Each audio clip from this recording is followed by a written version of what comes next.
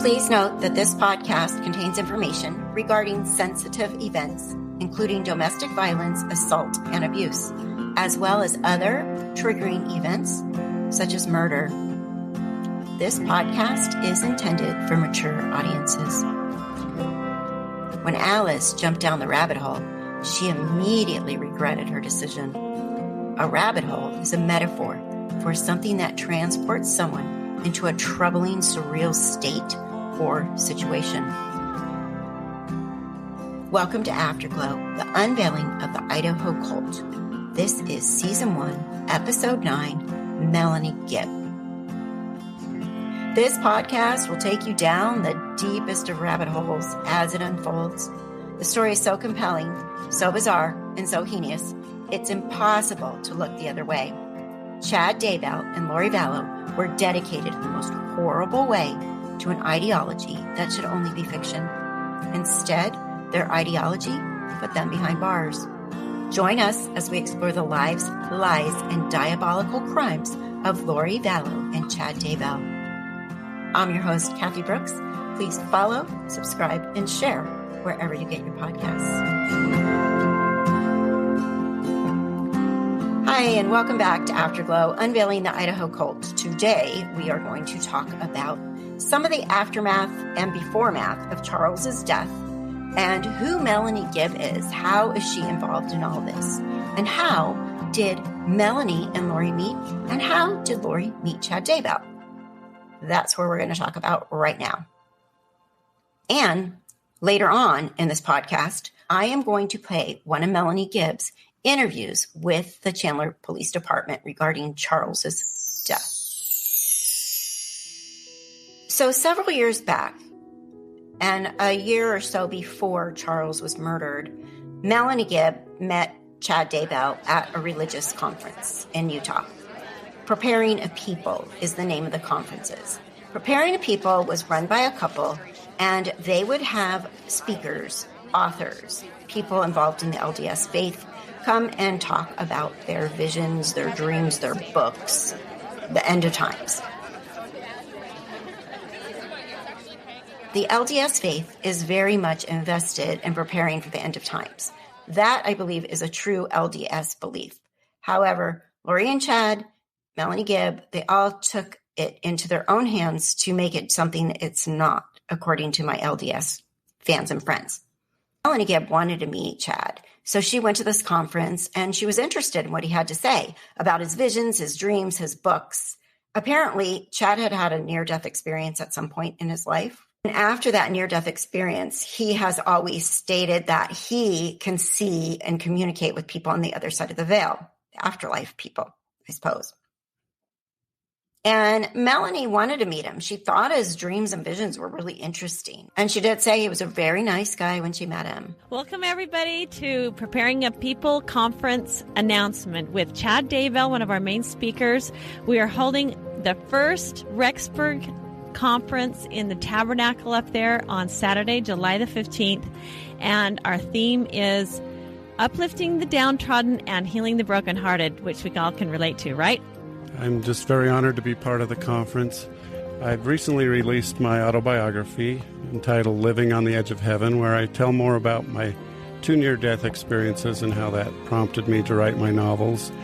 And I will also at the conference talk a little bit more about my upcoming novel, where I talk more about some of the refugees that I've seen coming from the West Coast after there's destruction and troubles there, and how we will be able to assist them and help them not only physically but also spiritually, and help them in their lives, and I'm eager to share that with you. So we are really excited to have Chad. Chad's one of my favorite people. In fact, he used to be in Springville, and then we followed him to Rexburg. Yeah, but seriously, after this, you can click on and get more information about all the speakers that are going to be at the conference. You can buy tickets on the website.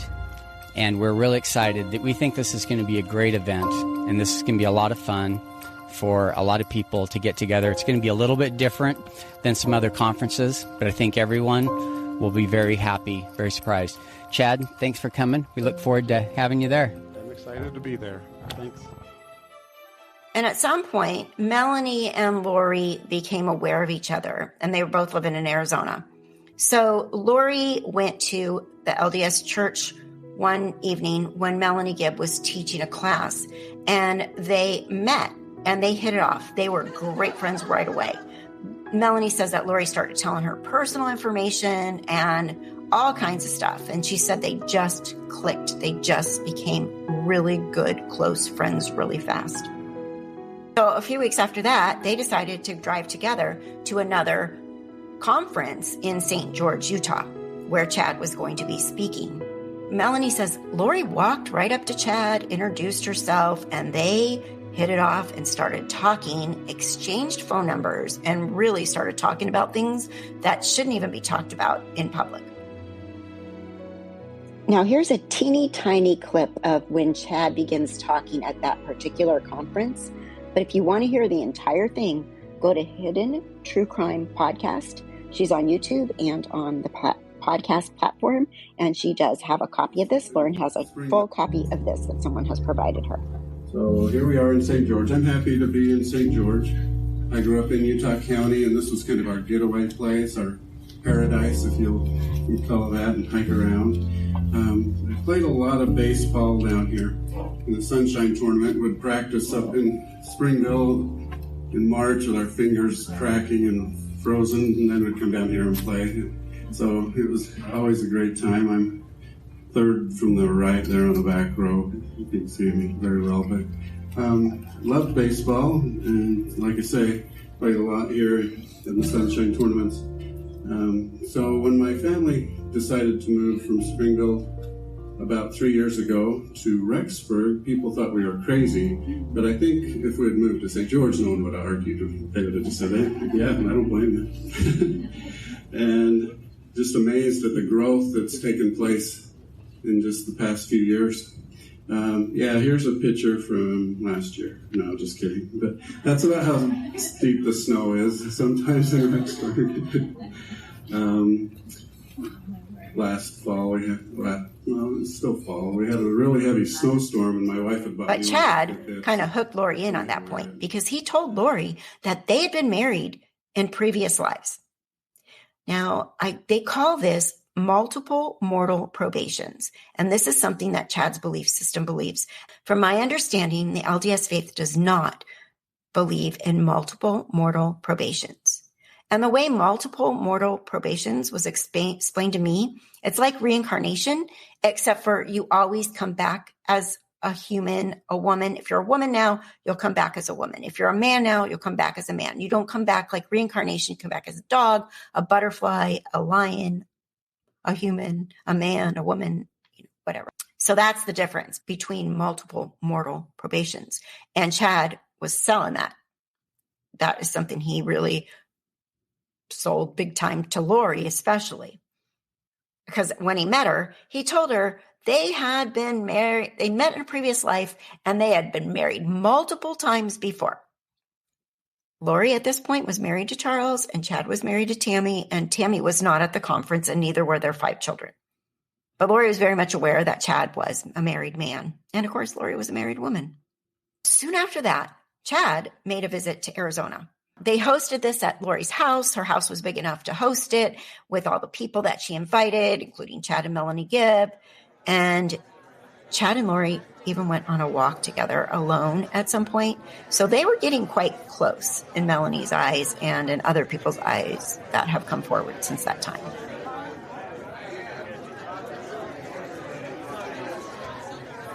And Melanie said after that meeting, Lori and Chad, they talked every single day. And Lori had 3 phones, one that was designated especially only to talk to Chad. And Chad had a phone to talk only to Lori. And Melanie was really getting like, wait, why are you guys are getting really close. Why don't you just divorce your spouses? And Lori and Chad told her that they can't because of what they learned from the people on the other side of the veil that told them they cannot divorce. So Melanie comes to explain this whole 144,000 thing. She said that Chad and Lori were convinced that they were the head of the 144,000 chosen people who were to prepare the world for the second coming of Jesus Christ. And Gibb said it made her feel really special because they elected her. They said, you are one of them. You. So what they would do is they would go to different friends that they liked, and they would say, you're one of the 144,000. I'm in charge. And other people have come forward and said, that they refused it, or they thought it was weird, or they were like, cool, I want to be one of the 144,000.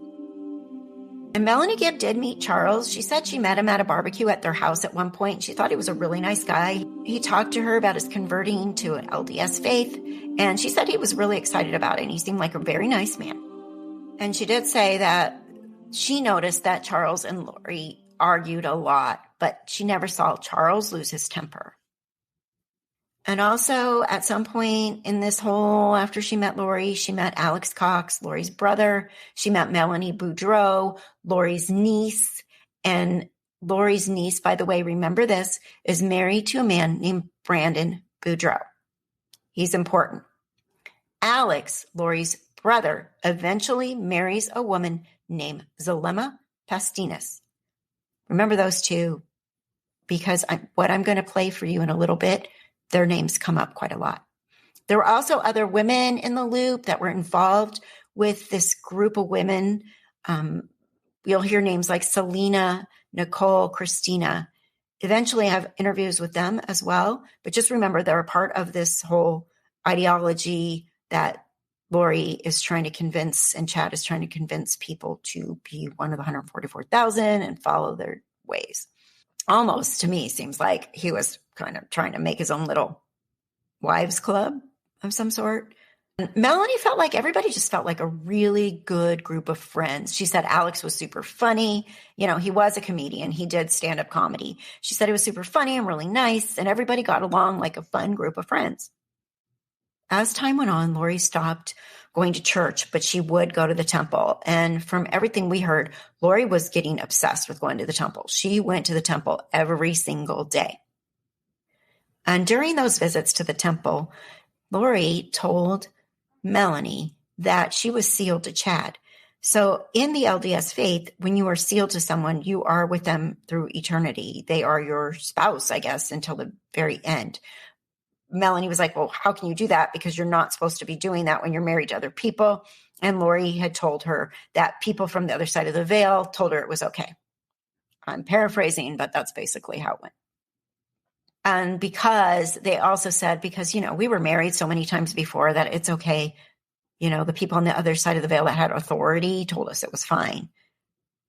And she also says in there that they told her that their spouses would, Tammy and Charles would understand this someday.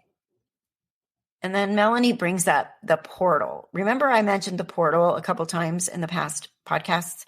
So Chad apparently created this portal for them to meet spiritually. And it was in Lori's closet and other places. So remember when she was having the police interview a couple podcasts ago? And she said, and she sat in her yoga pose and then closed her eyes. And I said, I think she went to her portal. I seriously think she went to her portal. But then things are getting creepy. Melanie says that Chad had this extensive chart, like literally a chart. It had famous people on it, biblical people, celebrities, regular people, and it ranked people on their spiritual level.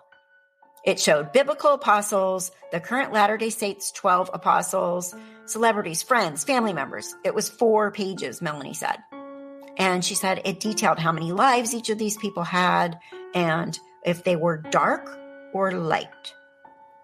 According to Chad's papers, Lori had 21 lives and Chad was on his 31st life.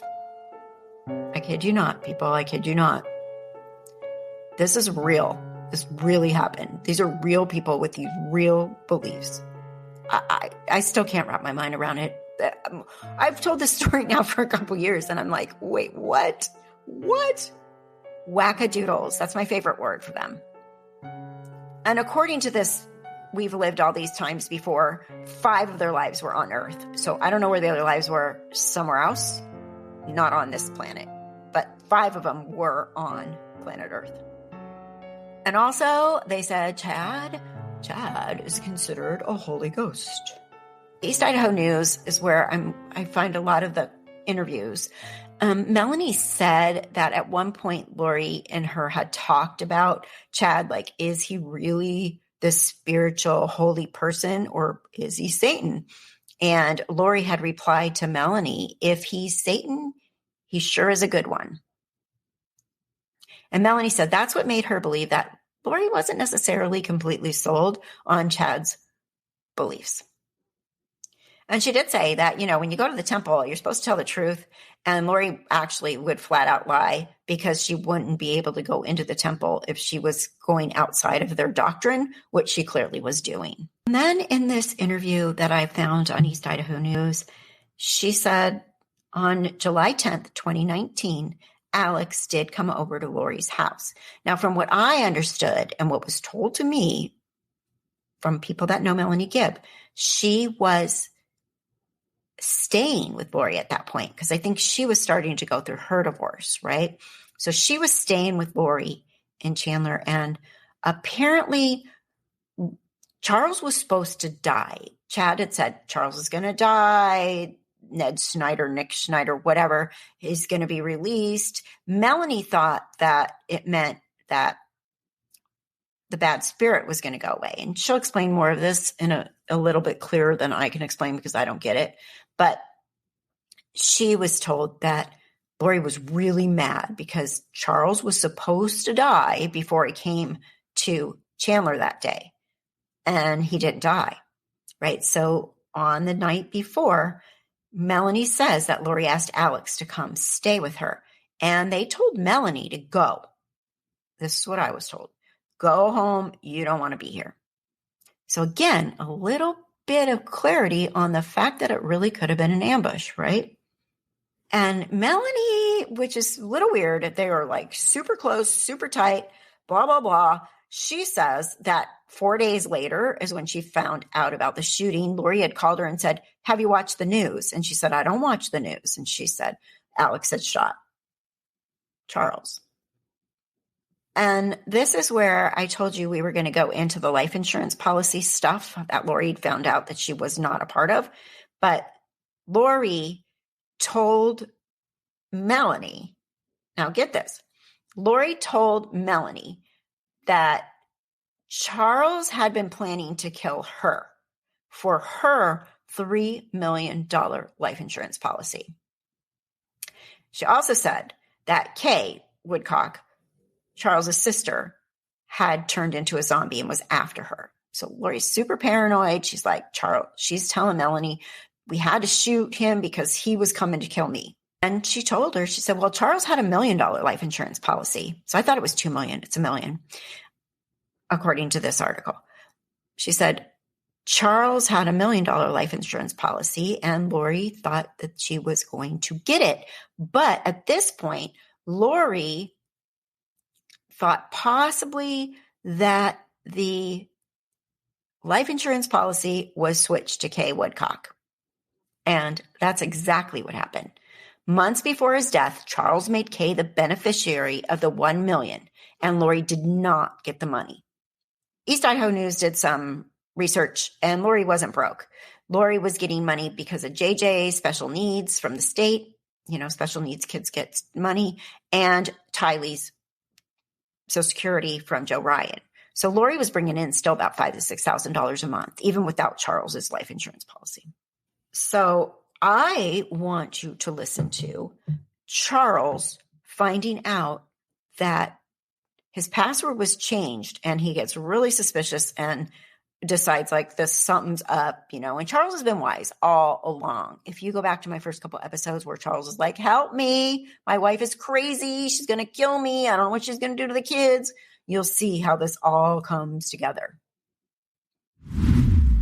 Thank you for calling Legal in General. My name is Kevin. May I have your policy number? Kevin, my name is Charles Vallow. I'm the insured and the agent. I don't have it.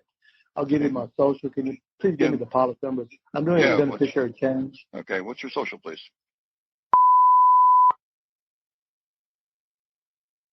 As well. Okay. What's your full name? Leland Charles Anthony Vallow, or L. Charles Vallow. Okay. Hold on a second, please.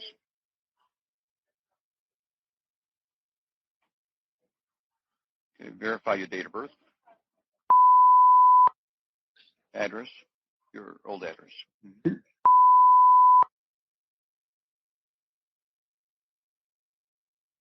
Okay, wait a second. You said, what's the house number again?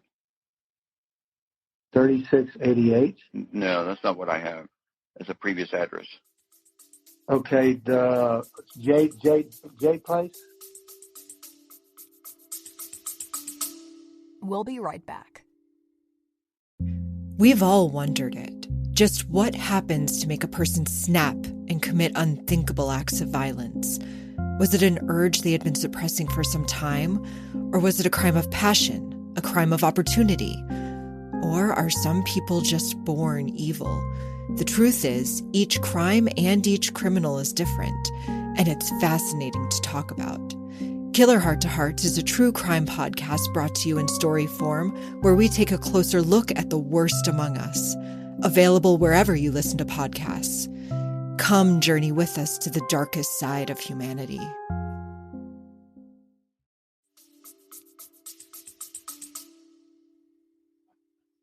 No. I don't know what you have. I have to authenticate the call. We're in Hawaii. We were in Hawaii. Was this one in Hawaii? Okay. This is in Texas, so all I can tell you. 78746. Okay. Now, what is your password? Because I have a password. I don't have a password. Okay. It's telling me that I need to authenticate a password, sir. I don't have a password. I'm just changing my beneficiary. Okay. Hold on a second, please. It says that somebody you put in a password here, sir. So I can't proceed without the password being confirmed. I have no idea. No. No. I don't know what I don't ever remember setting up a password ever. Okay. And I'm the agent and the insured. Okay. Yeah, I would still need to verify that password no matter who you are, because we have to go ahead and... I don't have a password. How do I get a new password when I never set up one? Can you please tell me that? I know you're doing your job. This is just frustrating for me. I need to change the beneficiary. How do I do it when I don't have a password? I've never set up one. I don't know how else to do one. What do I do? All I need is my policy number. Okay. I can't send you anything until I actually get that verified. So you can. So I can't do anything with my policy. I could die today. You would give anybody the money because I don't have a password. Well, no, that's not. Tell me what to do to get this done. Okay. Hold on 1 second for me, okay? Thank you. Thanks.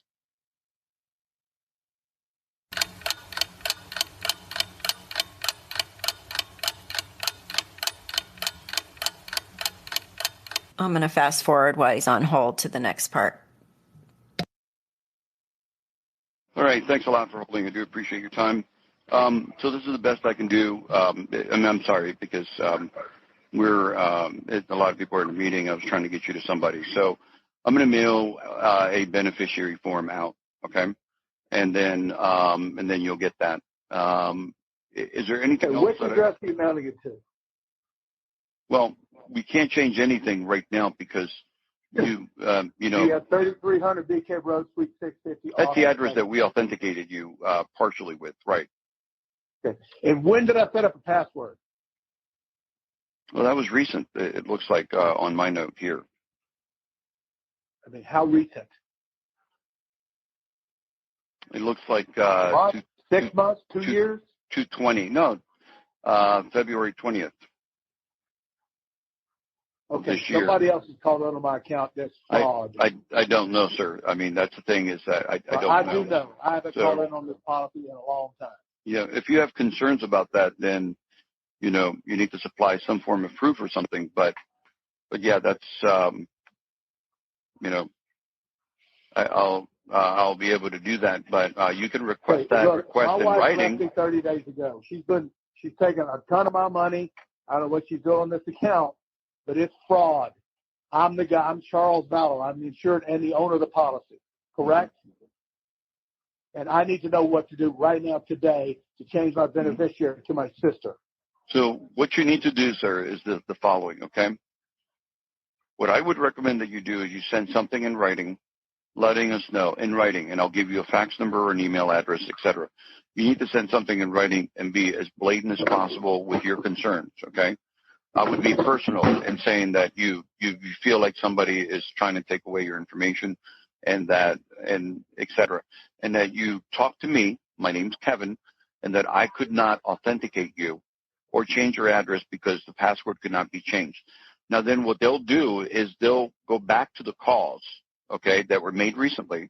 They'll go back to the calls that were made recently, and then they'll do an investigation on the trend to see if something like that was to happen. And will they let me know? Yeah, they'll let you know. You got to put your contact. You got to put your contact information in, etc., and then they'll let you know. Yes. I'll put my new address. I'll put my new phone number. Yeah. And email address. I've not added the password. Email address. I've not added the password or anything to my account. Somebody else has been messing with my account. Please discontinue any use and speak only with Charles Vallow or KF Kathleen Ethel Woodcock, the owner and beneficiary. And then, like that? Right. And then you want to mention my name, but you spoke to Kevin and he could not authenticate me. What's your last name, Kevin? Della Rosa, DELAROSA. Could not authenticate password. I'm sorry? Okay, I put on there that Kevin Della Rosa could not authenticate password. Yeah, password that was listed on the account. And you're requesting to have an investigation done because you feel like somebody is trying. If somebody, you have to be personal. You have to say, I think you just used the word your ex-wife or your wife is trying to take away. And you say a brief synopsis that, she's taking your money. Investigation done. Yeah, because you fear your wife is trying to. Password was authorized in this account, and I did not do it. Yeah, but don't just leave it like that because, you just told me that it was your wife. If you feel like that's something personal, then you need to say that so that we can go ahead and put this under investigation and review. People will go back and call and review calls that were made before to see what happened. But we'll just leave it like that in the air. Because and I'm going to email it. I'm going to fax it today, or can I email it? Yeah, I can give you an email or a fax. Give me an email. I'll do this right now. Yeah, customer service at bannerlife.com. That's customer service at bannerlife.com. Thank you. Yeah, thanks for calling Leo and General, and enjoy your day, sir. I'm sorry about that. Appreciate it. Bye. Wow. That's crazy, right? So he's like calling to change his beneficiary, and he finds out that Lori has literally been in his account and put a password on it.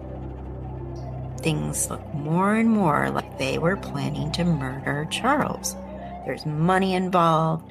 There's lust with Chad. I mean, there's so many reasons that Lori had at this point to kill Charles. And of course, Alex can do whatever Lori says. And just to fast forward a bit, after Charles was killed, here's Lori calling the insurance company. Claims department, this is Robin. May I have the policy number? Sure. It is... Are you calling in reference to a death claim? Yes. Okay, one moment, please. May I have the name of the insured? L. Charles Vallow. And who am I speaking with? This is Lori Vallow. And your relationship to the insured? He's my husband. Okay, one moment. Okay, ma'am, I'm just going to need to ask you a few questions so that I can open the claim, and then I can go over the claim procedure with you and answer any questions that you may have afterwards. That would be great. Okay, first of all, may I have your daytime phone number, please? Sure, it's... And what was the date of Mr. Vallow's passing? July 11th. And what was the cause of his passing?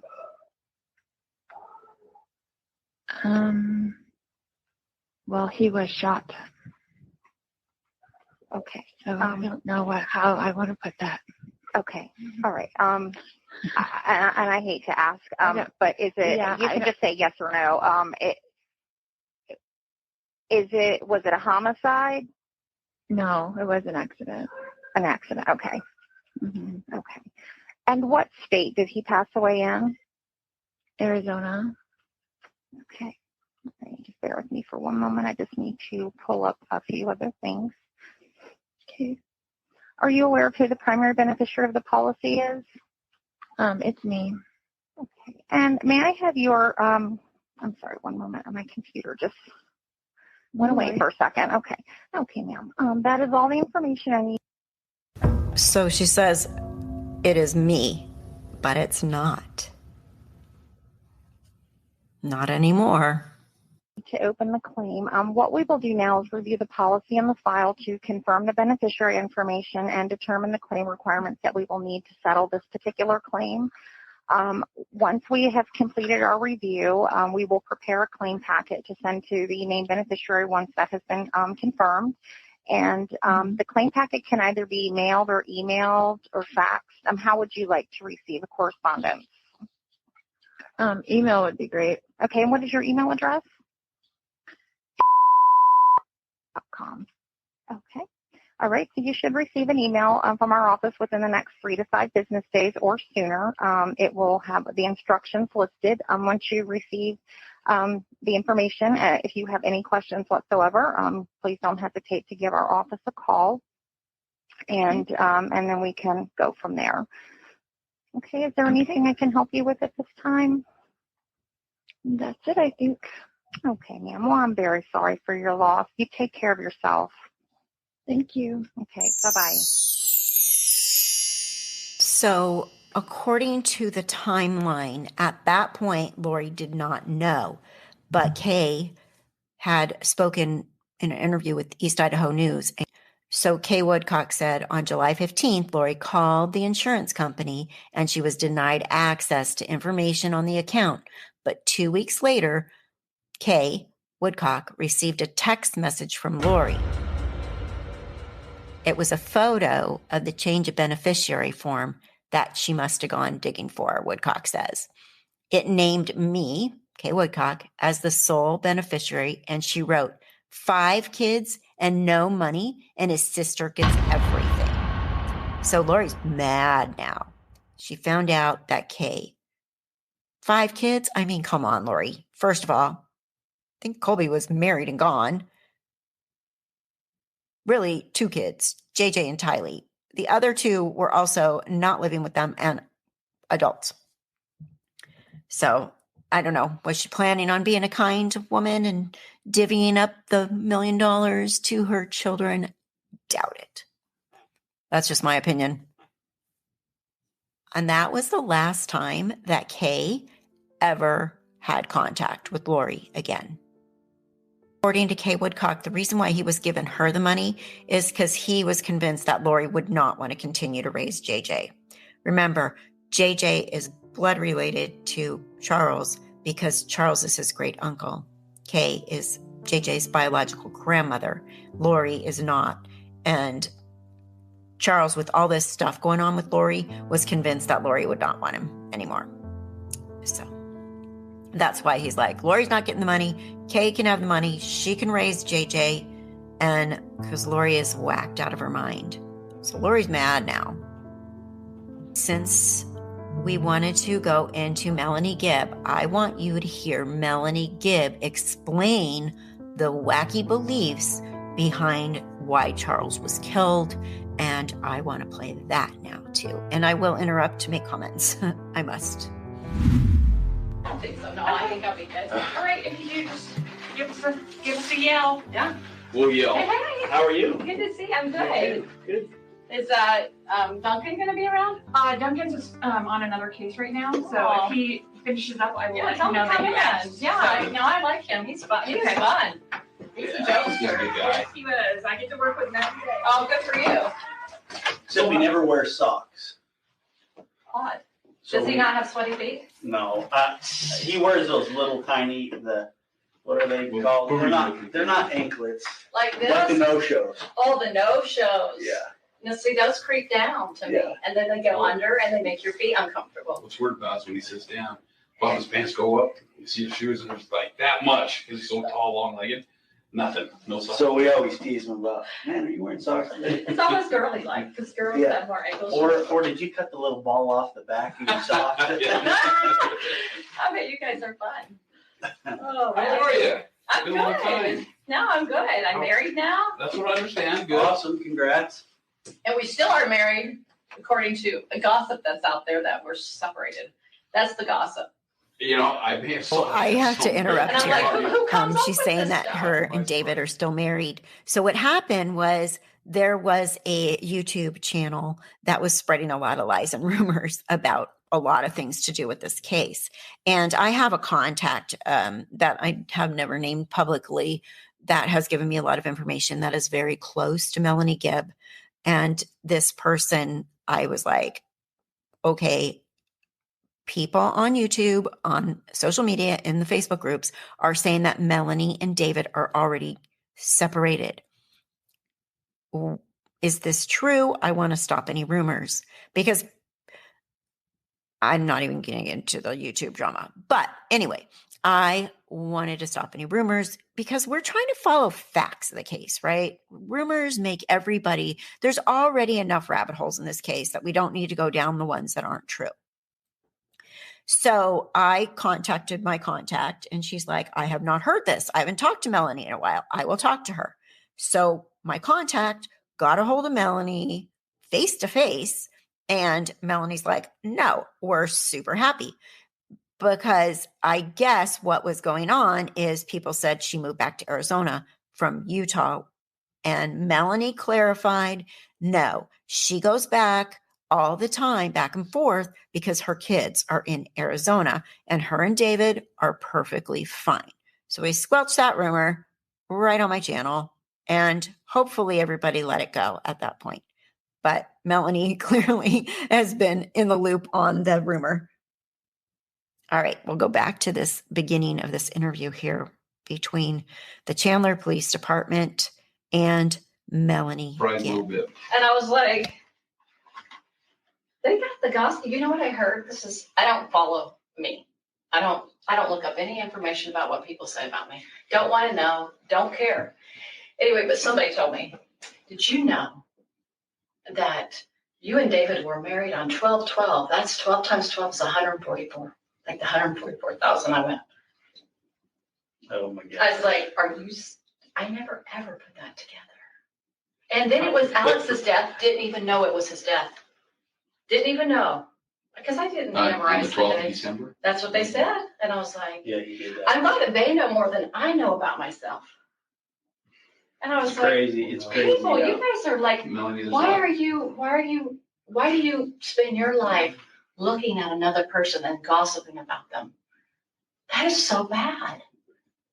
Some people, and really with this case, they're so involved with it, is like, it seems like it's just consumed their lives. It's consuming. It's And addiction. they're always posting, they're always looking, always kind of these little things. Oh, so gross. I don't know what else they're saying, and I don't want to know.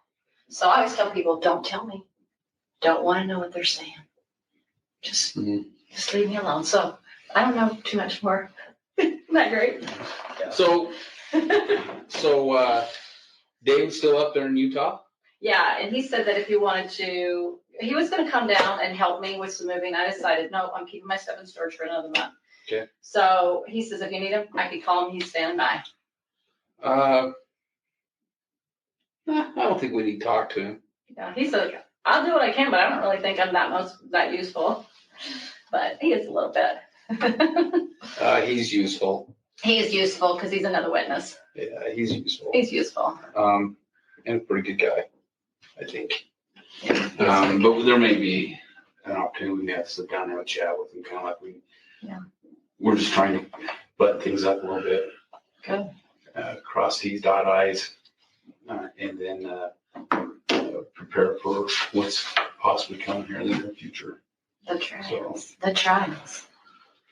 Anyway, so it's been a long time since we've chatted. And so in that period of time, Ray, myself, any other detectives gone over quite a bit of stuff. Okay. And also quite a bit of stuff with you. Yeah. So in going over that stuff and talking to other people, more questions come to mind that we may have not known back then. Okay. And so this is where it's important that we sit down and talk with you again and kind of get that all out in the open and try to figure out exactly what has happened here and what was going on. Okay. Even, when they moved to Idaho, but maybe even prior to moving to Idaho. Okay. So that's what we'll talk about a little bit. Melanie, one of our main objectives here is we are trying to block off any type of avenues here that somebody say we may not have checked out. Okay. Okay. So in doing that, some of these questions popped up, and I want you to be honest with me. I don't have any reason. I'm always going to be 100% honest with you. To believe that you haven't. Okay.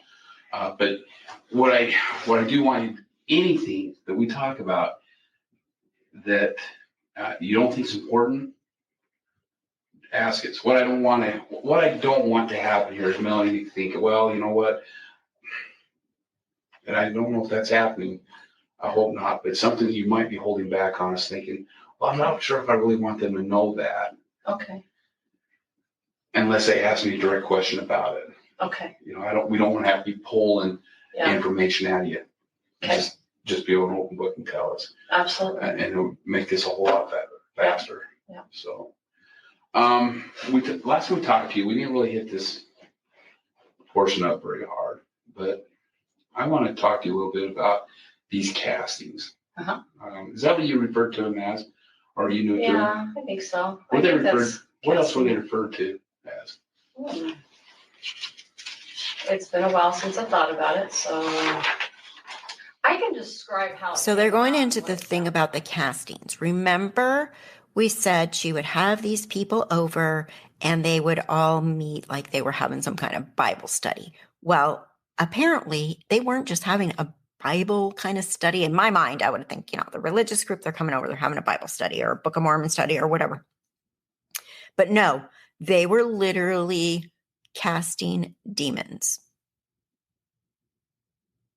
Okay. Sounds more like Satanism than any kind of Christianity, in my opinion. Okay, we'll continue with her explaining the casting thing, because this becomes important about Charles. Okay. Does that make sense? Yeah. So the idea of casting out is to help people spiritually leave the body, right? That's the whole premise from Christ. Well, I've never heard of it being, okay, so I know that Christ is casting out demons. I understand that. That's the premise, that's all it is. I mean, that's what the idea is to get, if there is an evil spirit in you, then you ask in the name of Christ that evil spirit leave. That's what it's about. We'll be right back. Hello, nerds. Come listen to the History Nerds United podcast, and let's make history fun again.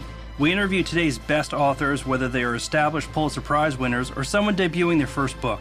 Let us show you that history is not a boring class you took in high school, but a place where the best stories come from.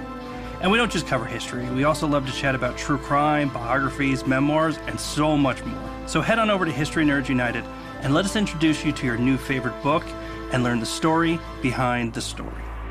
History Nerds United.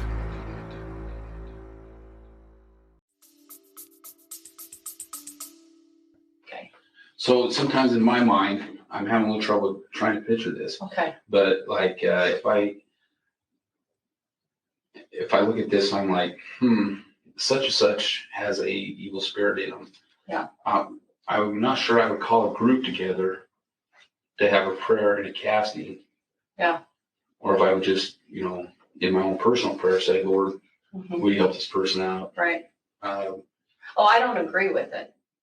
But I want you to know that's what the idea. Anything I tell you, I don't agree with. But that's how it came about in the time. So how it started was this. We were in Sulema's house, probably in January. I don't know how to remember the date other than I was trying to think of sequence. And January was when Charles was getting really desperate to help Lori and get her evaluated. And Zulema, as I just said earlier, eventually, she's one of the women in this group, and she eventually marries Alex Cox, the shooter of Charles. It was Christina and Nicole. Remember them? Mm-hmm. And Serena was there. I was there. Sulema was there, and Lori was there. And maybe Sulema's daughter might have been in the house, but I don't remember. And so she was talking to everybody about that Charles was now had this evil spirit in him. Okay, so that was kind of what they were talking about. Okay, tell me about that evil spirit. Did the evil spirit have a name? Yeah, remember we talked about it. It's the Ned guy. Right. That's what they said he was. He was this Ned person. Okay. All right. So when Charles was explaining it, he was saying Nick Schneider. So that's why everybody's like Ned Schneider, Nick Schneider, whatever. That's the demon that supposedly was living in Charles. Ned, Nick, whatever. About what's going on. And she's like, I don't know what we're supposed to do about this. How do we get, how do I do this? I don't understand what this. So nobody has any information about Caspian at this point. And then Christina, she starts talking about something. This is all beyond me because I didn't do the energy work. I mean, I had energy work done to me before, but I don't know how to do it. And I don't know if Christina knew about it or not. I'm not sure. But Christina started talking about, man, I don't know how she brought it up now. It's been a long time for me to remember. I don't know how they start talking about, but somehow they start talking about casting out somehow. And then they all started joining in. I was listening because I didn't have any comment to make to it. I was like, I don't know. And then they were trying to figure out, she was trying to help solve the problem. Like, if this Ned is in him, how do we get him out? Or I don't even know if that was the right word at the time, get him out. But can I stop real quick? Yeah. Remind me how she knew that was Ned. Okay, that was, remember when Chad made the phone call? Lori and I were in her house, one of her houses she lived in. Not the last house, but the one prior to the last one. Because I remember where I was at certain times, so I remember the house. Anyway, so I remember she was coming in the door. It seemed like we just did a podcast with a couple of men. So we just did that podcast. They left. And Chad calls and says, hey, I want to let you know that I did some research and figured out that this Ned. Oh, it's been a while since I thought about this. Ned, that's right. I know what you're talking about. Yeah, you even forgetting details. It's been 2 years, right, or something like that. So Ned's Schneider. Thank you. And Ned Schneider is in him, and she was taken back a little bit because it was a new concept for her. She didn't know about that this could happen. So this was introduced from Chad. Absolutely 100% sure of that. Okay. So then she was ruminating over that idea for a while. They were talking. How are you 100% sure of that? That was introduced by Chad to her. Because I'm watching them talk on the phone, and after that conversation, she shares with me, this is what Chad just shared with me. All right. And so she didn't look like she made it up because she had never talked that way before. She never said anything like, hey, there's an evil spirit, and that never occurred to her. So when she first told me, I could tell she was like trying to absorb it. It looked like it was new for her. And so, so that's where it came from. And so I'm sure they had a lot of conversations, which I wasn't privy to. So then when she came together in January with all these girls, she was talking about this problem she had about this Ned person now coming in. And she said that her reasoning for that was that Satan was breaking eternal law, and that he could now do this, like he had some kind of power to do this. And so now these evil spirits are able to get into these bodies. So if we use you as an example, Ron is no longer Ron, he's, Phil. And Phil comes in and he is now, I'm really dealing with Phil. I'm not really dealing with Ron anymore. Because Ron's gone. Ron's gone. He went to the spirit world or whatever, someplace, right? And so anyway, as we talked around the girl, they were trying to figure out, well, how do we do this? How do we get this spirit out? So they sat there and talked about it. And a lot of the wording that they used, which I can't recall all of it, but it had to do with features that they learned from energy work, different weapons and different, so like stones or different things that they had learned through a spiritual means, talking about, hey, and they came up with this stuff. I did not come up with it because I didn't even know what to say about any of it. Did they come up with it, or did Lori assign them something? No, at first they talked about it as a group. They were like, well, what can we do? And it seemed like Christina started bringing it out first, actually. She's the one that, and I'm trying to remember the words, but I can't really remember what she said. I just remember she's like, I remember her sitting down with her one day and go, what can we do to help you, Lori? She was sincere. And I was thinking, I have no idea. Like, I don't know what that looks like. And so anyway, they started talking and getting different ideas. And so she was told that she had this priesthood power. Now that Moroni gave it to her in the temple, she suddenly had this priesthood power that women were now getting it, because you know that they don't have it in church, right? Did you find that odd? Yeah, everything's odd. But at the same time, because I was on this, so I had listened to some podcasts she had learned. So it wasn't super odd for a person that had listened to Julie Rowe or Mike Stroud, because they were talking about now, if you go back and listen to those two, she doesn't come up with this stuff herself. This has been coming up by other people, okay? Well, right. And I know that the big picture, it's all a little weird, but when you hear, because, you're LDS. Yeah. When you hear something as in Moroni appeared to her in the temple and gave her priesthood powers, what did you think about that? Well, let me back up to when I first met her to help you understand how I got involved with her. Jason Mou's the one that introduced me to her. He met her in the temple and said, hey, there's like-minded people that are spiritual, Here's Melly's information. So she meets me and she hears me talking a little bit, because I'm doing something for a stake event. It was really normal and good. And, it had to do with, like natural preparedness kind of things, something that we all can learn and enjoy. Anyway, afterwards, she's in the back with Melanie. And then I came out, and then she came out, and Melanie was still in there because there was other classes going on. And she was just so excited to meet me. And she was like, she's talking about people she knew, like Mike Stroud, or not knew, but knew of from podcasts, and Julie Rowe and her change of heart. And I said, well, I've been changed to Christ. And my experience is a normal experience that somebody would have. But she was like mirroring me. And I think she's mirroring me, because I didn't know that then. I didn't know her. So I would have no way of knowing. But anyway, she was like, oh, I've been changed by Christ. And I said, well, I have too. And it wasn't in a more significant way than maybe what I experienced at church. It was a beautiful experience that I had. And so, but there was nothing odd about it. It was just beautiful, And so she said that she had the same, and she was super excited. And then she said, well, I said, you must have been through a really, a lot of challenges in your life to be able to have these experiences. She goes, well, she says, I've had some special experiences with the Lord in the temple. And she might have said Moroni at the time too. She might have. I can't remember if that was the next time I saw her or not.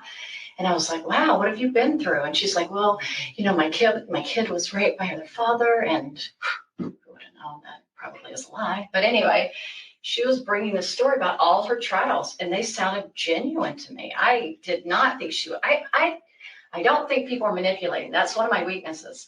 I don't manipulate. I don't know how to. So I was so foreign to it that I was like, oh, she can't be lying to me. She sounds just like me, as far as my testimony of Christ. Now, not all the crazy stuff, but just that normal kind of sisterly bond that you would have with somebody in church. So then she tells me, well, because we had listened to Mike Stroud, he talked about 144,000 and about how people are going to be called to help be instruments in God's hands of bringing people together, like the lost tribes and different things in the last days. And so she says, well, I've had these experiences, and I know that I'm part of the 144,000. The Lord sealed me his in the temple kind of thing. And I didn't necessarily disbelieve it. It wasn't a new thought for me, because I had listened to different podcasters talk about some of their experiences, and I didn't think that they were lying either, because they sounded like it matched Mormon doctrine. All of it did.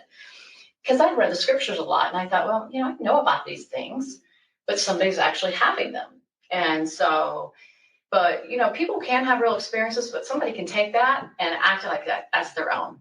Sure. And I think that's what she did, is she took some information that could or couldn't have been true. I don't know if the guy had it or if he was deceived. I don't know that personally. But anyway, she learned a lot about, and Julie Rowe, they talked about casting out. They talked about when evil spirits, you put your arm to the square, you cast out, you use, and then talked about love as your most powerful weapon, and different weapons. He would say different weapons. I don't know if he described them, but he just talked about love as the most powerful weapon we can use against the adversary.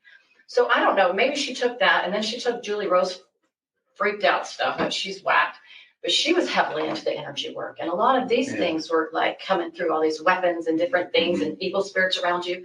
So I remember one time she told me when she was in Hawaii, before I ever met her, so this was when she was living there, she recalled a moment. She goes, I remember, Melanie, I woke up, an angel woke me up and said, you need to email Julie Rowe and tell her that she's a true servant.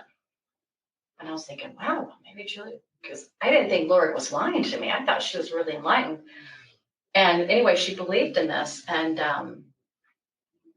anyway, she said she finally figured, she said, I can't even email, or I don't do Facebook. She's like, I just finally read the back of the book, had the email on it, and just said, you are a servant, and that's it. And she just said, Lori. And that's all she said. She sent off and went back to bed. So I was thinking, wow, okay. And so so when her and I met that day, she's like, I know that Moroni, she must have told me about Moroni, or he was the savior. I know that he's called me to be part of that 144,000 to help other women. I'm to gather other women, something like that, and help them be part of the gathering kind of thing. Okay. So her and I go to the temple. We go to the Phoenix temple because I remember the Gilbert temple was closed. So we're going in there. This is, if you're LDS, you're going to be surprised by this. This is where the deception really began.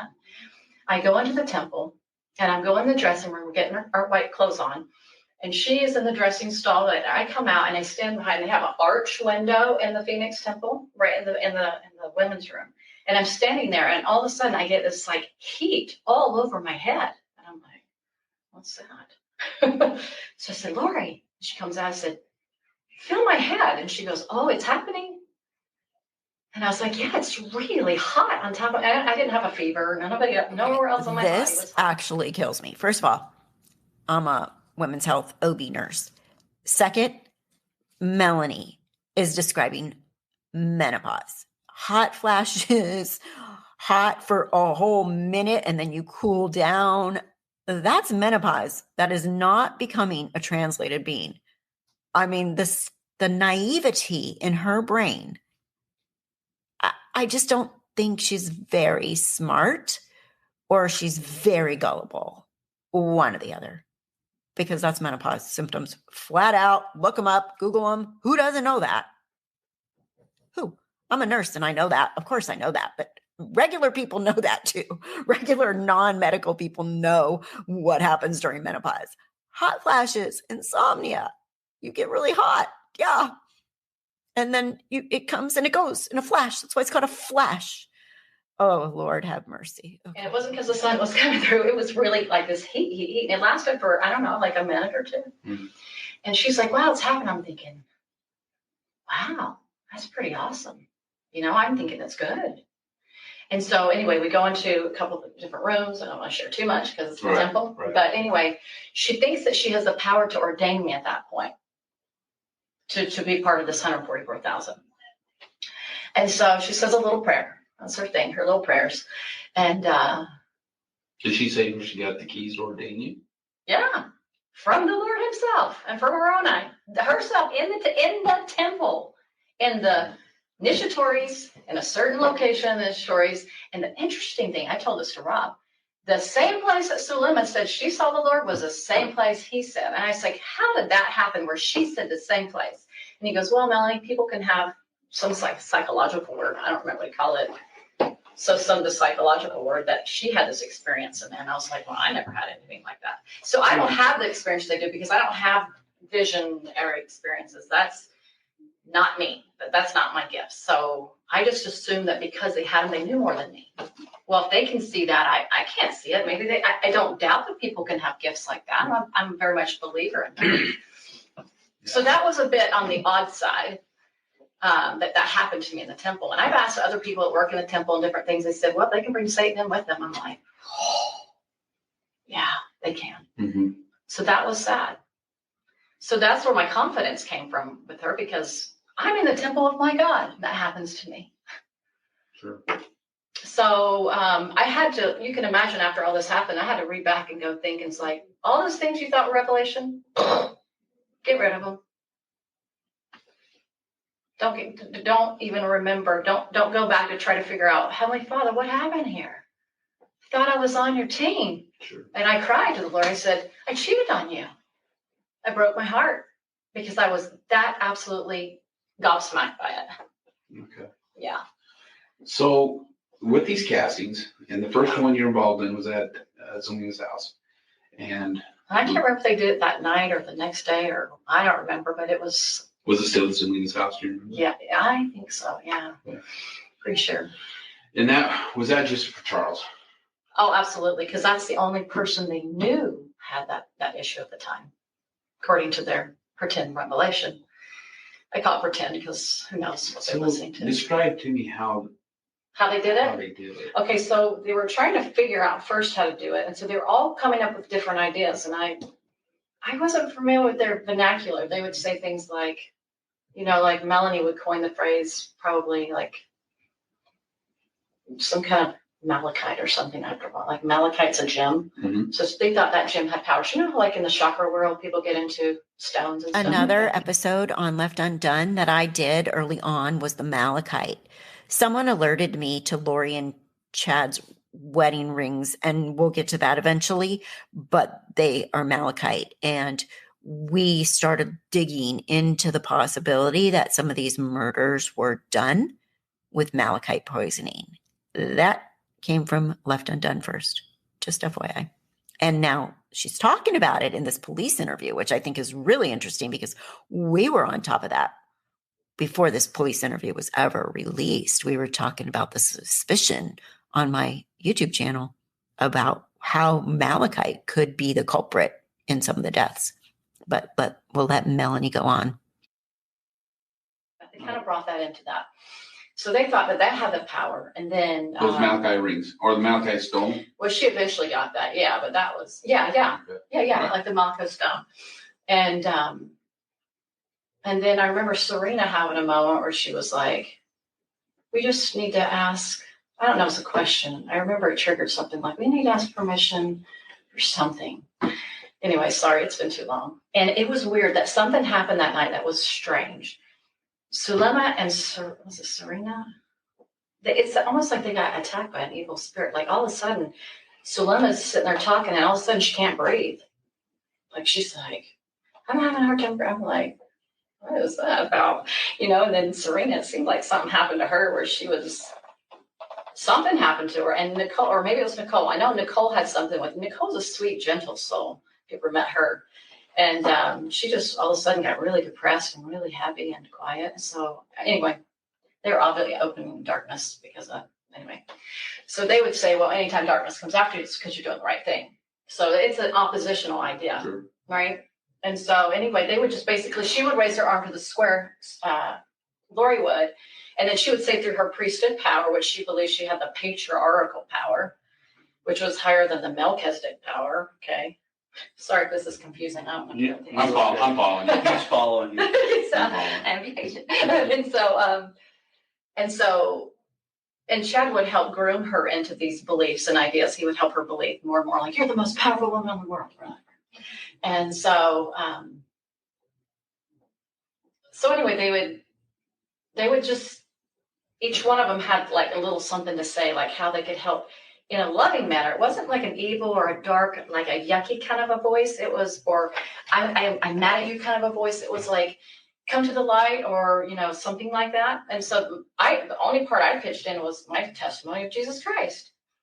I didn't have anything else to offer than that, because I was like, well, Jesus did this, and look at what's his name, and look at Paul the apostle, and and I was just trying to share my little part, because I was like, all these people, I don't know.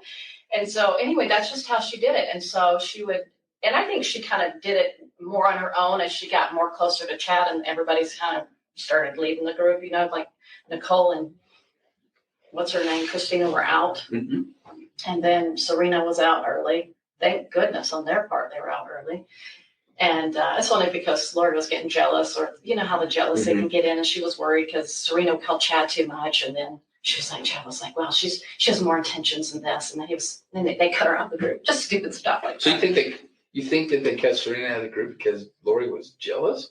Well, I think he would say, this is how it started. He'd say, no, she keeps calling me. Serena keeps calling me, asking more and more questions. And then he would tell that to Lori, and Lori would talk to him about that and say, oh, she wants to learn more power. And she's actually now getting darker because she's getting like Julie Rowe or something something stupid like that. And then so pretty soon they had deemed her more dark, and she just they just cut her off. Basically means, I'm not going to talk to you anymore. So she went out of the country and came back. She got sick, and she was asking, like, what happened? Was some evil spirit touch me when I was there? And Serena had a hard time swallowing all this. After I came to her and said, these people are bad, she was like, you mean they lied about that and that? I'm like, Serena. And I had told her the whole story, everything that they killed the kids, and I really felt they did. And she was like, and we went to the temple, and she's like, Melanie, did they lie about this? I'm like, Serena, the whole thing is a lie.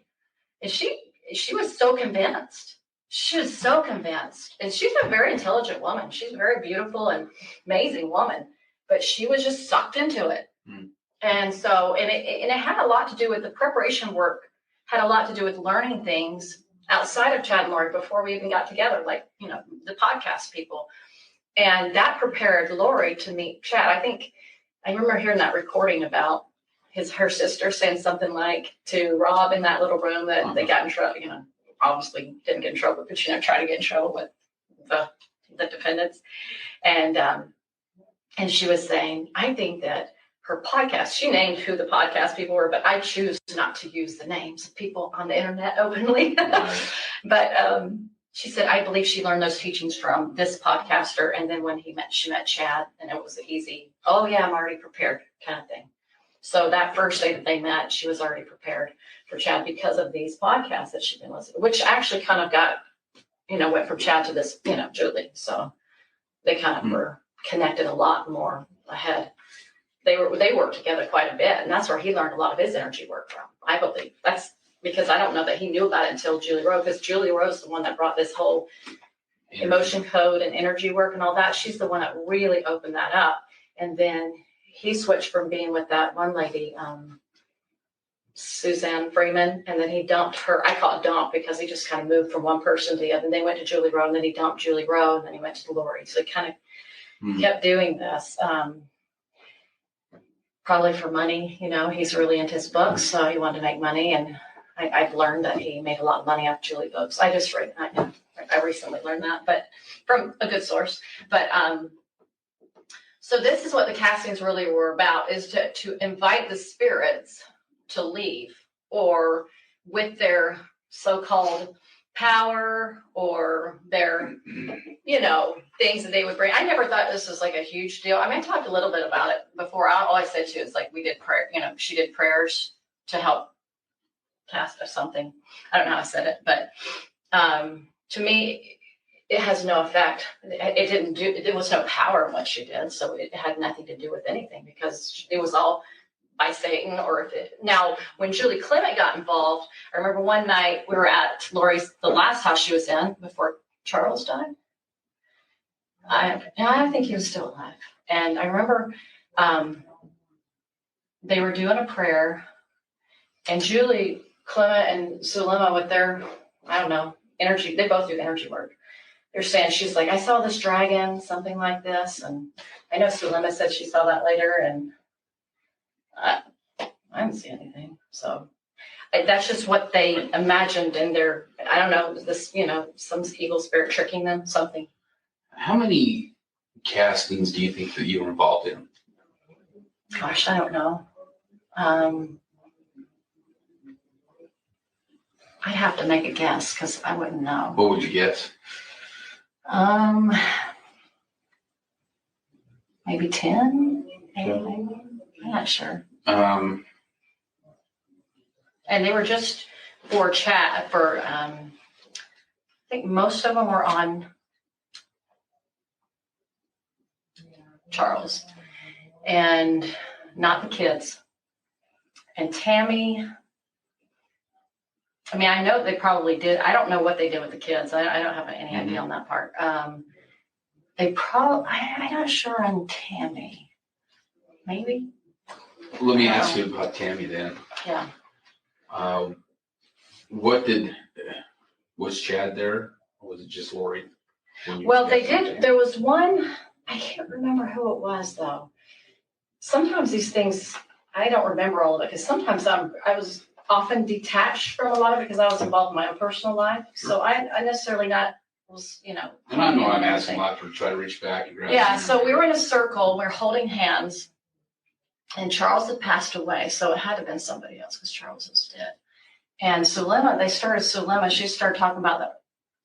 She was into, moving the earth and the earthquakes and all that. You probably know that. She thought she had the power to do that.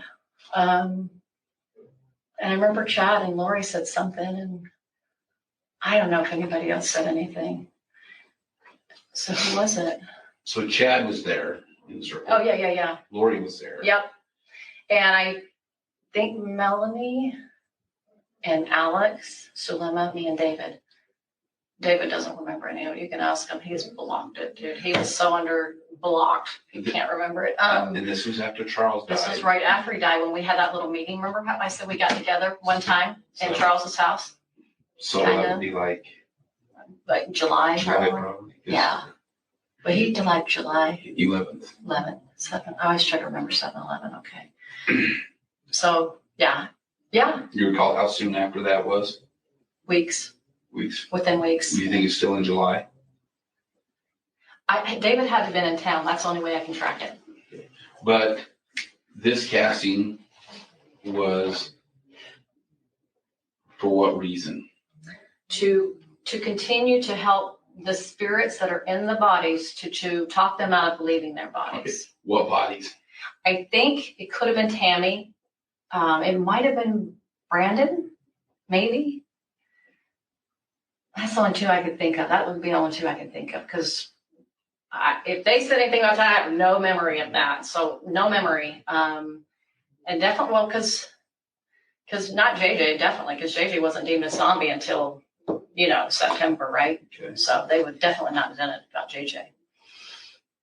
So probably Tammy and Brandon, because they said Brandon was definitely at this high level, dark. I don't want you, I appreciate you saying it was probably either one of these two or maybe both, but I need you to remember who was who was trying to be casted. If it was both, fine, but if it was just one. I know it's. Think about it. I can't even remember what Chad Lori said. Okay. I remember she always used her priesthood power, and then she was like, "Go ahead, take it over, Zulema." I remember that. All right. So, were you? Because Zulema remembers. Yes. Some things. Okay. Refresh my memory when you were up here in Idaho. September? You dated in September. Mm-hmm. Was there a casting done at Lori's house? Not that I can recall. I tried to remember, did we have any? Not that I recall. Or did you have how about a prayer? Were you guys got together and just had a prayer or anything like that? Well, normal prayers like on a flute or something, right. Possibly like that. I don't recall. Okay. I could say maybe, but I don't remember. So as far as the castings, none of them took place in Idaho that you were present at? Not that I can recall. Okay. I'm doing my best to remember, but it's horrifying to think about it, but I don't know. Okay. So the ones you may have been involved in were the ones here in Arizona, and that would have been at Lori's house. Yeah. Zulima's house. Mm-hmm. Where else? I remember when she was at Charles's house in the one in Houston, or was it Houston or no, the other city? I always forget what city it was. Remember she lived in Florida and Texas. Mm-hmm. Remember that? Yeah. I remember she was. I can't remember if it seemed like she was doing the phone with Chad. I remember her talking about Charles because he was in the house. She was really into Charles's. She kept saying, "Oh, he's getting broken down. He's getting broken down. He's getting weaker. He's getting weaker. We're doing things to help, get him weaker, get his, spirit out of his body, kind of a thing." They were like working on him. I remember that a lot. So let me ask you this: were there any castings that you weren't present? You were just on the phone with them. So there was in the beginning, there was a phone call. That's right. Good. Thank you for reminding me. Serena, Sulema. At one point, Melanie joined in, and Nicole, Melanie Boudreau. Oh, wait. Sorry, I remembered one. Let me just stick to that one right now. I'm sorry. That's all right. All over the place. This is not enjoyable for me. It's all right. This sucks. We'll get through it. So yes, there was this phone thing because she was doing it through Zoom. It was a Zoom thing. And so they were like everybody had their own little parts. Like I just said, like mine, I just talked about Jesus, right? Mm-hmm. But theirs one was over fire elements or something, wind, fire, earth. I don't know, just they came up with some funky words. And not that they were horrible words, they were just not usual, putting them together in a sentence kind of thing. I don't know how to describe it. Mm-hmm. It's very unusual. So yeah, they did that a few times on the phone. And then she just Lori just kind of got tired of dealing with them. She's like, oh, this person talks too much. She'd get irritated with people. Like, I think she was always jealous. Anyway. So yeah, that was on the phone. And I don't know how many times, but I'd say a handful, maybe they tried it maybe 2 or 3 times, maybe, I don't know. And then, one time, okay, so you know the house she moved in the first time, Alex's house, right after she left Charles the first time. Mm-hmm. She went to Alex's house for a while. She had Serena on the phone, and Melanie was new to it, and she really didn't know what was going on. So it was the first time Melanie was exposed to it. And I remember we were holding hands, and I remember she said, my hands got really hot and they got really cold. I was like, not my experience, right? And then Serena kind of related to that. They were talking on the phone. And that was the night she came up with this idea, this map thing of zombies in the world. Arizona, Utah, Idaho, da. And then she's like, okay, Chad says, and she'd be on the phone. How many zombies in this state? She called him by name, Chad. I knew she was talking to him. How'd you know he was talking to him? Well, I just did. I mean, I just did. I don't know. I knew it. I'm sure she did, but I just know she was talking to him. Who else was she going to get this information from? I don't know. No, she was into him. She was way into Chad. She was infatuated with him big time. There was nobody else she could ever talk to about it. Nobody else could have given her that information. Nobody. I guarantee it was nobody else. I just know it was him only because who else is she going to call? She doesn't know anybody that talks like Chad. Mm-hmm. She didn't know anybody. She wasn't friends with these podcasters. She didn't even know Julie Rowe. She never met her. So Julie Rowe is relevant, but in my opinion, irrelevant. Julie Rowe wants to be relevant, but there's some stuff between Julie Rowe and Chad. And I think Julie Rowe wanted to be Lori in Chad's life. And Julie Rowe does this crazy healing, and she has got these followers, and her beliefs are just insane. And people pay big money to go watch Julie Rowe. And Julie Rowe she's somebody to stay away from, in my opinion. She just seems very, very dark. If we're going to label somebody dark, I label Julie Rowe dark. But you'll hear them, they talk about Julie Rowe a lot because she's an author and she does these energy healing workshops and she seems to do the news circuit. She gets on TV.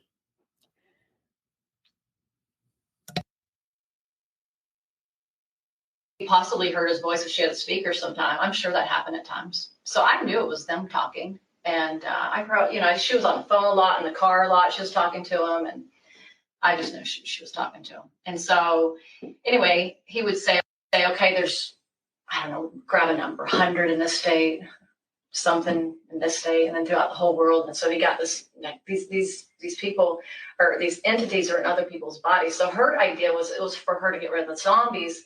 The idea was for her thought she had the power to cast out, she'd say in the name of whatever and with her power.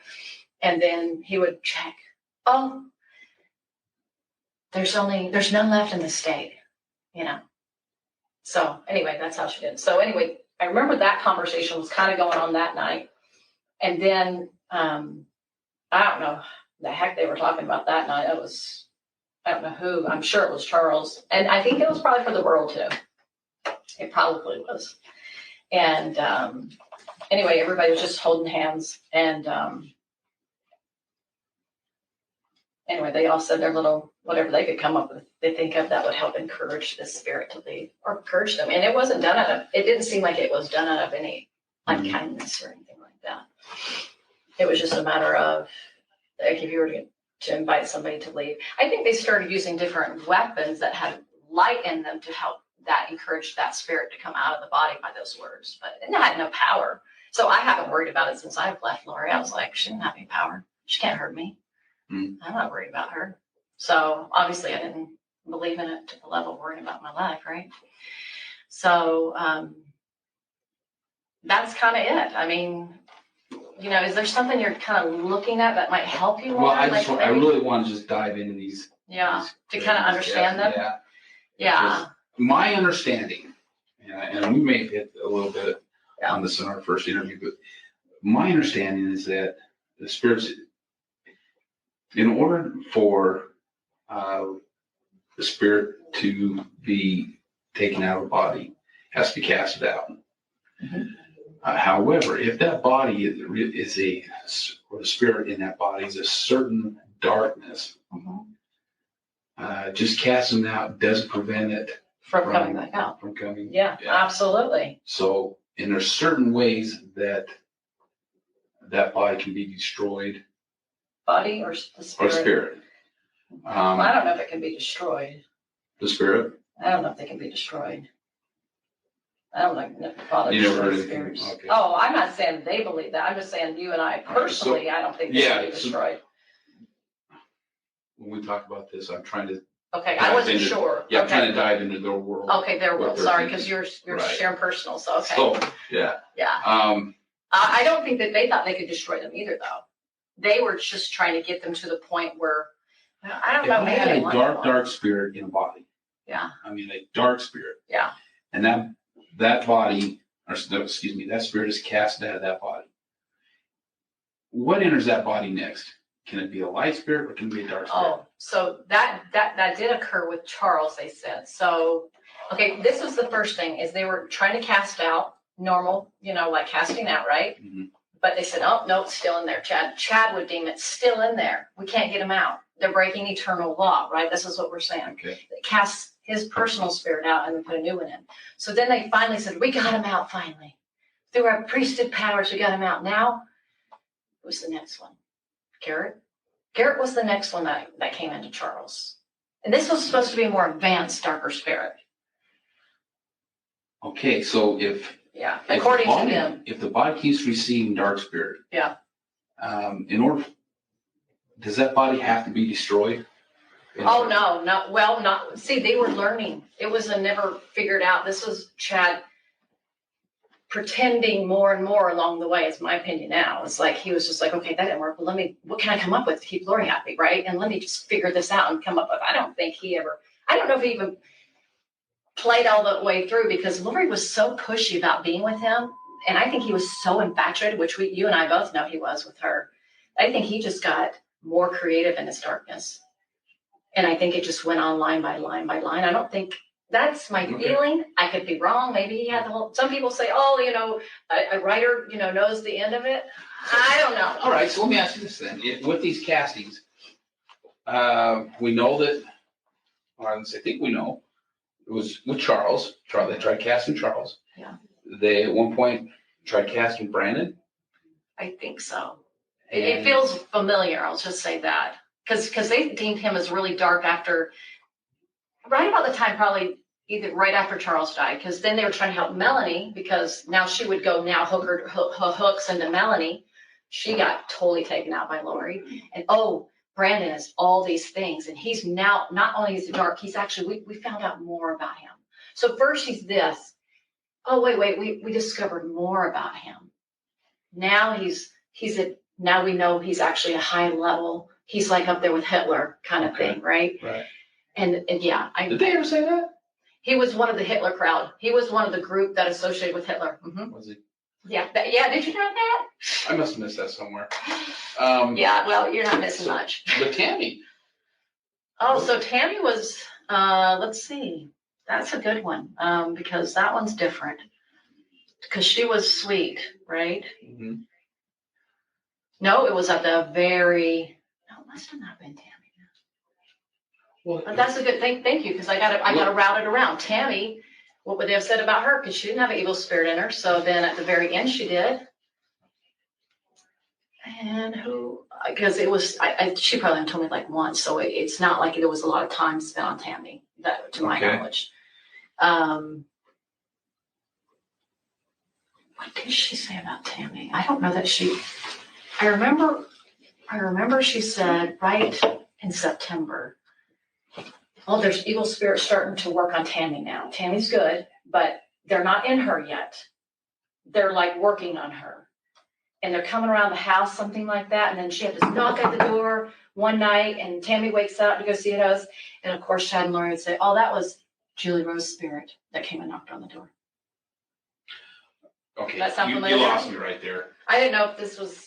I did share this with somebody. I really feel like it's come out somewhere along the journey. It probably is. But you gotta understand, man, there's so much that's coming out here. Sometimes we have trouble keeping straight. I don't blame you. That's why I keep saying, call me. If you have like a brain cramp, Melanie can help me sort me out, because I can at least I got my memory. Oh, yeah, that's why we're here. I know, but I was just saying, when you're going through stuff and you're going through all this stuff, you need to keep it collective. Ask me, because I'm going to tell the truth. Nobody's going to tell it like me. All right. So tell me again about the knocking on the door. So something about one night there was this is what Chad would tell Lori, that Tammy woke up to a knock at the door, and then he would say, maybe to Julie, I don't know. I mean, to his wife, I don't know. But he said, she told me that he said it was Julie's spirit knocking at the door. That's what woke her up. So that was one indication. And it seemed like there could have been other things. I can't recall, but she just said, I felt this feeling of like they were kind of like around her house, these evil spirits. That's what it felt like when she was telling me. So you know how you feel things, you picture it, but you don't have the words to describe it.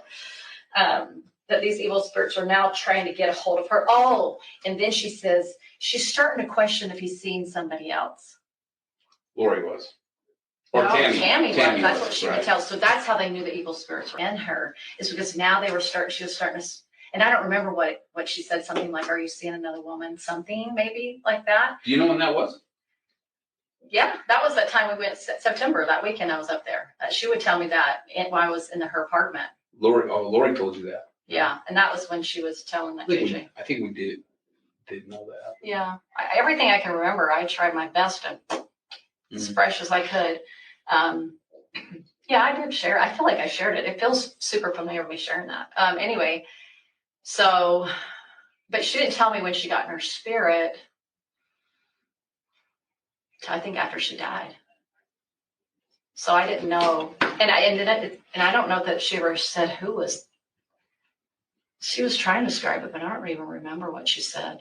Can I interject really quick? Yeah.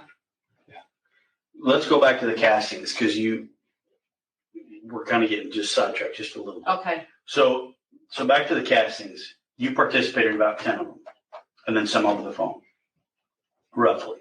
Something like that. They were mostly on Charles, if I can remember, if not all of them. There might have been a few that weren't, but it felt like they were, if not all, Charles. And Lori would start it, and you would go around the room. She'll always. You'd go around the room, and each person would say something. I have something to say. Describe to me. Let's say we're in the casting. What would you say? I would say. So they would always refer to the evil spirit. So if it was Ned, they'd say call by name. And I can't remember if I said Ned's name or not. I don't know. But anyway, I just say, Jesus Christ is your Savior. Come to Him, and remember that you can always repent and come to Him. So it was my testimony of the repentance and the power of the Savior. That was what I'd say. So I'd say, just like I'd refer to Paul the Apostle, that he went through hard time and he came to the Lord and he was able to be forgiven, and that you can come to the light side. It was all done with love. To me, I felt the love when I said it. I wasn't doing it in a way that I was angry or upset or any negative. Like, I like Charles, so it wasn't like I was against anybody. So you would say that. And then somebody else would, and then they would move on to the next person. Okay. And so a person would say, oh gosh, So what was your gift that brought you into that circle? What was your gift? Because each person in the circle had a gift. Nobody really had a gift until they stepped. It seems like they had a gift all of a sudden when they stepped into the circle. Does that make sense? Like there was no gift outside of it except for Sulema. Sulema seemed to be the one that had the gift of moving the earth because she seemed that visionary stuff she could see. So she was the only one that I knew of that had that kind of gift. Do you remember Lori giving anybody assignments? Okay, you be water, you be fire. Yeah, a little bit as she started to learn it more. But that probably backed off after a while because she stopped. You know, like I said, she got rid of some people in the group. So then it kind of just branched off to her and Lori would do a lot of it on their own in the temple. And I'd come and see them in the temple later. I was like, hey, what's going on? And she's like, oh, we just were talking about how to, do this and da da da da. Lori? What? Who? Lori and who? Sulema. So they'd be in the temple doing it sometimes. And they would just do it like they'd sit beside each other and just hold hands or something like that. Like nobody could really tell what they're doing. And they would talk about, I'd see them talking and then they would just close their eyes and then think that they could do something like leave their bodies, and I've heard people do weird stuff like that. My bet is they went to their portals. This is so bizarre. Isn't this so crazy? Everything she's saying, like this was like her truth. And now she's like, but now I don't believe it. But now I don't believe it. But she believed it. They all did. I don't know if Chad did. I feel like Chad's a swindler. People, I don't know. I've never had those experiences. But anyway, so somebody would do something about water and I can't remember the words. They were so different. Sorry, I'm trying. Crystals or whatever. And I'm trying to remember Nicole and Christina. Like, what was that's okay. That's okay. I don't really remember. So you guys go around the circle. Each person says their part, right? Yeah. And then it comes back to Lori. Most likely. Mm-hmm. And how does Lori close it? Like, how do you guys get done with the casting? She would invite the spirit to come out of the body. And I think a few times, if I remember now, it's so long since I thought about this. Sulema, they would try to, what's the right word, seal it up or something like that. Seal it. Like sealing a blessing? Like a sealing, yeah. Like try to seal it where they could, that light energy that was going into them that would cause that evil spirit go, okay, I'm going to leave now. So they were trying to invite it to leave now. And, she just talked to, I think at the end she would just try to seal that up and try to think she had the power to talk it out of leaving the body. And that's something you believed in at the time? I kind of believed in it. I didn't 100%. It's hard to 100% believe in anything that's not true. So at the time, I thought, well, I don't know if this is effective or not, but it seems that's the direction she's going because she doesn't know what to do about this evil spirit in the body.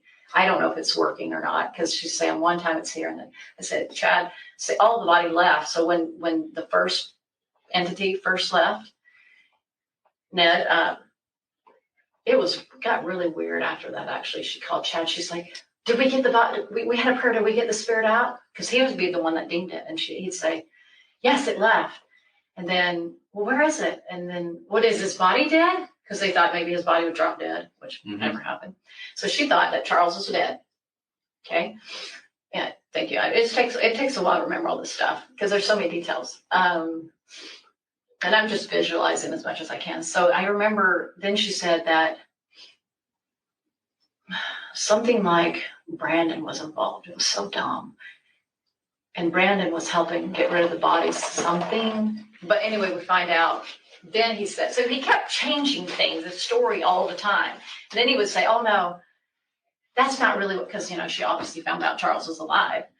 Oh, that's not what happened. It was Brandon's father's body that died or something stupid like that. He would always try to put it off, like find an excuse why it didn't work. So when, that first time she said that Charles was going to get in the car accident and die that January, because I remember it was right around my birthday. And then, because it was right after Christmas. And then I said, well, why didn't he die? And then Charles's excuse, which was always Julie Rose's excuse that I heard, was, oh, because of agency, it didn't happen. These people didn't meet up with the right plan and it didn't go according to plan. So it just fell in. So Chad, that would always be excuse for why things didn't go. He just would lead her along to one. And so they thought they were always discovering things and the adversary was getting smarter and smarter. And they were just leading and it would just got stupider and stupider, the story did. and it just got more crazy. And sometimes I'd go, okay, whatever, and I just kind of blow it off. Well, no, let's back up. So Tylee was deemed dark back in July. She was deemed dark at some point. Cast for Tylee. I do not recall that. Okay. But I know at some point she was called dark, and who called her dark? Well, probably Chad would tell her, because Chad was the one she would go to. And I remember I said this out loud to you guys, is she used to think she got a lot of revelation, but now that Chad's in her life, she just relies upon him more. So she kind of didn't think she had the power anymore, because he seemed to have more power than her. Do you know at that point in time if there was any tension between Lori and Tylee? There was always tension. Was there? When was there wasn't tension? I mean, it was from day one that I met her. I walk in the room. I super good with teenagers. Love them. Hi. She's like, if we were each other, I was like, hi. And she didn't even want to look at me. And she was probably thinking one of her friends that she just totally dumps me on. Who knows? But she would never contact me. I did one time try to be affectionate and kind to her. And we were sitting at the table, going to California with her friend. And we're sitting at the little that wiener place. I forgot the name of it. Anyway, that fast food restaurant, the Wiener Central? Well, not that one. The Schlotsky's? Yes, I don't even know how to say it. We were there. She said it was one of her favorite places. I like food. Yeah. See, she said she was big on food, and now she loved her fast food. If you didn't know that, she did.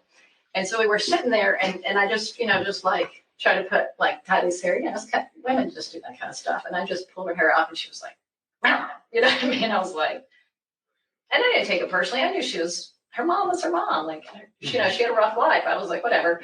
And I think it upset Lori. That kind of upset her. I was like, you don't need to be upset.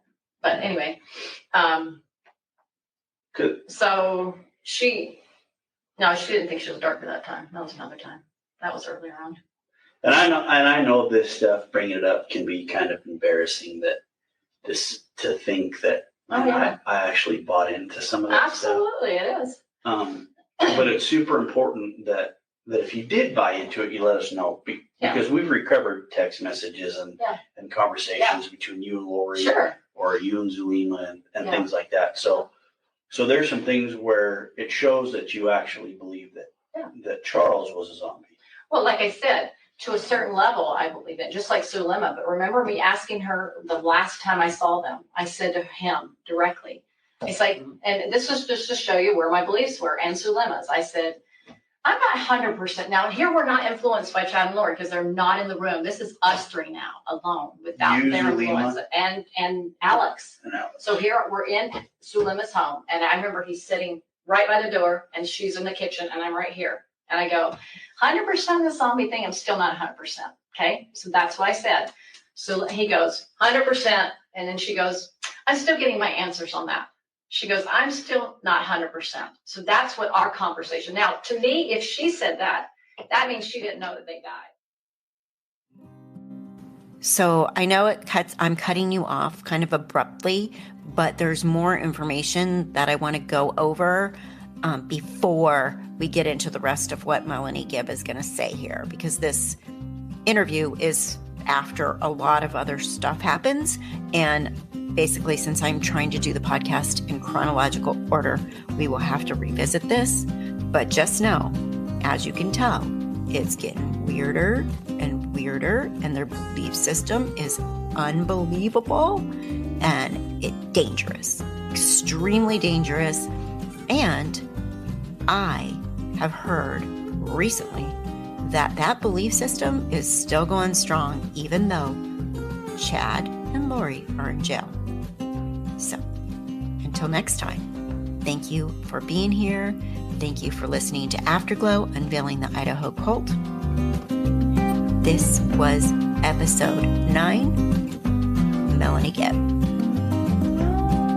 Stay safe, stay well, and please hit that review button. Give me some stars, would ya? Thanks so much. Take care, everybody, and I'll see you soon. Bye-bye.